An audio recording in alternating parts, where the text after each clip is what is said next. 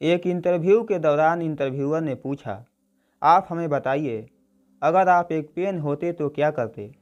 उम्मीदवार बोला, अगर मैं एक पेन होता तो मैं लोगों के विचारों को कागज़ पर लिखता और उनके सपनों को शब्दों में बदलता।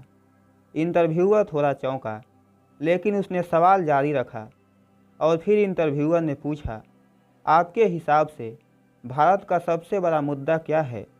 उम्मीदवार बोला, भारत का सबसे बड़ा मुद्दा लोगों का मानसिक विकास है।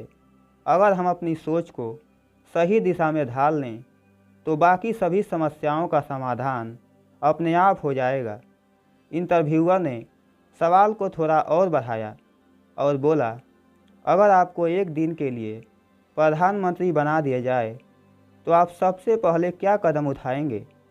उम्मीदवार ने जवाब दिया, मैं सबसे पहले शिक्षा के क्षेत्र में सुधार करूंगा, क्योंकि शिक्षा ही राष्ट्र की शक्ति होती है। अगर लोग शिक्षित होंगे तो वे सही फैसला ले सकेंगे। इंटरव्यूअर अब थोड़ा और तेज हुआ और उसने एक अजीब सा सवाल पूछा, अगर आपको सागर के बीच में एक टापू पर छोड़ दिया जाए तो आप क्या करेंगे। उम्मीदवार बोला, मैं वहाँ अकेला महसूस नहीं करूँगा, बल्कि वहाँ की प्राकृतिक सुंदरता से प्रेरित होकर मैं वहाँ के संसाधनों का सही उपयोग करूँगा और आत्मनिर्भरता की ओर बढ़ूँगा। यह सुनकर इंटरव्यूअर को थोड़ी हैरानी हुई, लेकिन उसने उम्मीदवार की सोच की सराहना की और फिर पूछा, आपके अनुसार भारत को दुनिया में सबसे आगे कैसे लाया जा सकता है। उम्मीदवार बोला, भारत को दुनिया में सबसे आगे लाने के लिए हमें विज्ञान, प्रौद्योगिकी और शिक्षा पर अधिक ध्यान देना होगा।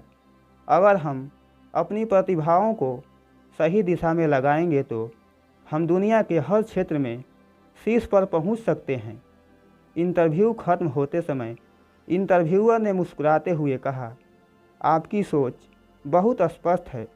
मैं उम्मीद करता हूं कि आप भविष्य में इस सोच के साथ समाज में अच्छा योगदान देंगे।